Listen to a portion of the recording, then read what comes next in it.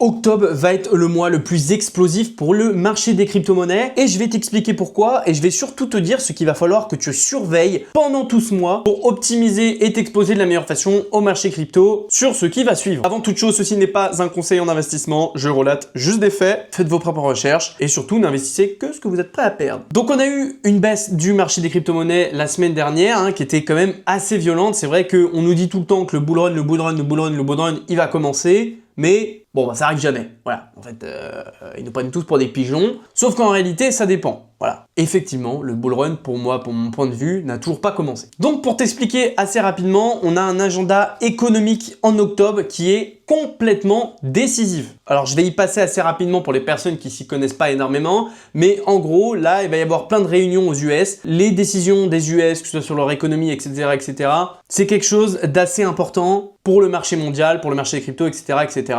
Faut d'ailleurs pas oublier que 58% des réserves stratégiques sont en dollars. Voilà. Et donc, bien évidemment, chaque décision sur ces événements économiques, ça va impacter le marché des crypto-monnaies, que ce soit la hausse ou à la baisse. Donc, mardi, justement, on a les données Jolt. Donc, c'est l'offre d'emploi d'août. Donc, c'est un indicateur de la vitalité du marché du travail. On a aussi mardi la confiance des consommateurs. Donc, c'est l'état d'esprit des consommateurs américains. Mercredi, on a le risque d'un shutdown. Donc, c'est-à-dire que le gouvernement sera peut-être, entre guillemets, bloqué. Et donc, on va avoir plus de 800 000 fonctionnaires qui travailleront plus. Il faut pas que ça arrive. Mais bon, on verra bien. Ça impactera forcément négativement le marché si, bien évidemment, il y a un shutdown. Mais si, évidemment, il n'y en a pas, on risque d'avoir déjà une petite hausse assez sympa. Ensuite, on a mercredi l'ISM PMI. Donc, c'est l'activité manufacturière de septembre. Et on a aussi des événements fin octobre. Donc, comme l'inscription au chômage, le rapport de l'emploi, la réunion FOMC, donc ça c'est quelque chose d'assez important. Pourquoi? Parce que c'est le cut des taux d'intérêt. Bon, j'estime que vous y connaissez un petit peu quand même en économie crypto, etc.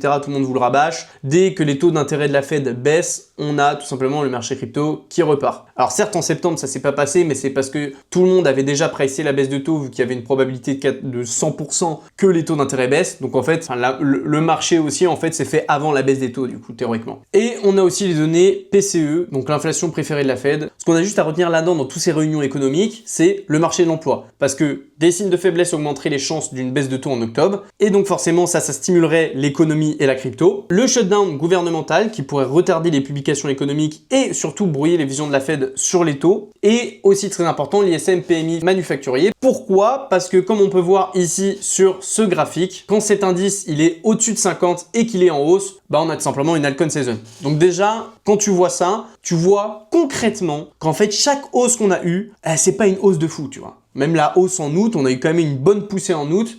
Au final, on était monté juste un petit peu au-dessus de 50 et puis on est redescendu tout de suite. Et comme tu peux voir, par exemple, au niveau de l'altcoin season en 2020-2021, c'était quand même monté assez violemment. Donc voilà, comme je vous l'avais dit, le rendez-vous du 29 octobre, donc l'annonce de la décision sur les taux d'intérêt est aussi très importante pour la fin de Q4 parce qu'on va savoir si on aura un marché complètement barbare, que ce soit haussier. Mais normalement, ça s'annonce plutôt positif. On a aussi autre chose qui est assez intéressante, c'est le rendement mensuel sur Bitcoin en moyenne. Donc comme tu peux voir ici, par exemple en septembre, donc pour le mois dernier, on a quand même en moyenne sur Bitcoin un pourcentage de rendement qui est négatif. En sachant qu'en septembre, nous, on était quand même à plus 5%. Donc c'était pas dégueu, c'était surtout les altcoins qui ont pris cher. Bon, et puis comme tu peux voir ici, en fait, le average, c'est la moyenne tout simplement justement de rendement de Bitcoin. Et comme tu peux regarder, en septembre, c'était négatif. Et en octobre, c'est positif, mais de fou. Plus 20%, c'est presque le mois le plus rentable et le plus haussier des cryptos avant novembre. C'est-à-dire que novembre, normalement, aussi l'est. Et décembre peut l'être aussi. Alors après, on peut avoir une correction. Mais là, comme tu peux voir, c'est en fait la moyenne, c'est surtout qu'en fait en 2013, tu as eu un moins 34%. Mais souvent, même en décembre, de toute façon, on l'a bien vu, l'année dernière, ça avait quand même pas mal explosé, justement en fin d'année. Donc voilà, fallait juste patienter. J'espère que tu l'as fait. Donc comme tu peux voir ici, justement, le rendement moyen de Bitcoin en octobre est de 21%. Et bien évidemment, les altcoins, etc., le marché crypto suit.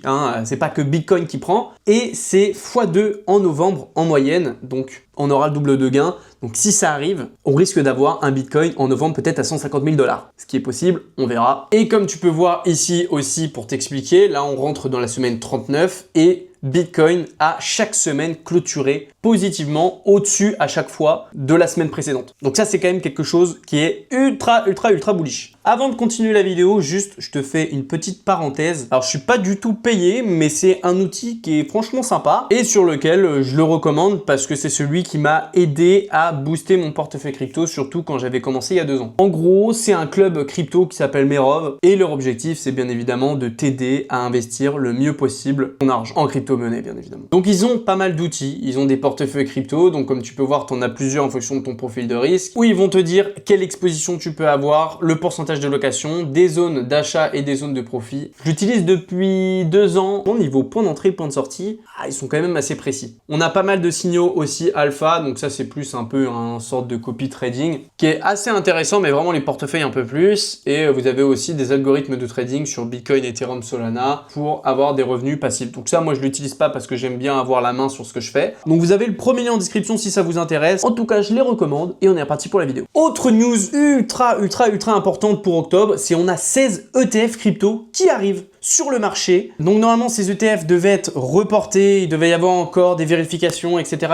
Sauf que la SEC a complètement abandonné ces reports traditionnels et donc tout simplement ces ETF arrivent en crypto-monnaie. Et ce qui est cool, c'est qu'en plus on a eu des mises à jour des critères de cotation pour s'adapter justement à la maturité croissante du marché. Ça, je vais vous expliquer aussi pourquoi c'est ultra positif. Vous allez voir après, je vais vous donner les chiffres. Octobre, du coup, c'est le mois des ETF. Tout simplement, on n'a jamais eu ça, donc ça risque d'être quand même assez cool. Franchement, octobre, les gars, on risque de se régaler. Donc, petit calendrier lancement des ETF principaux. On a tout simplement l'ETF Litecoin qui commence le 2 octobre. On a ensuite le 10 octobre la conversion Grayscale, donc transformation des trusts Solana et Litecoin en ETF. Et on a aussi l'ETF XRP qui arrive, donc là c'est plus fin du mois. On a énormément d'acteurs majeurs, on a Bitvice, Vanek, Franklin, 21Share, et donc justement voilà, le plus important aussi, ce qui est bullish, même si effectivement les 16 ETF nous auraient suffi, mais ce qui est bien c'est qu'on a la révolution des délais. C'est-à-dire qu'avant, pour qu'un ETF soit approuvé, il fallait avoir un délai de 270 jours, presque 1 an. Et maintenant, on est à 75 jours, donc c'est-à-dire qu'en 2 mois, presque, tous ces acteurs là justement pourront lancer des ETF. Ça fait quand même une réduction de 72% d'attente. Et tout ça d'ailleurs, c'est bien évidemment grâce à Paul Atkins,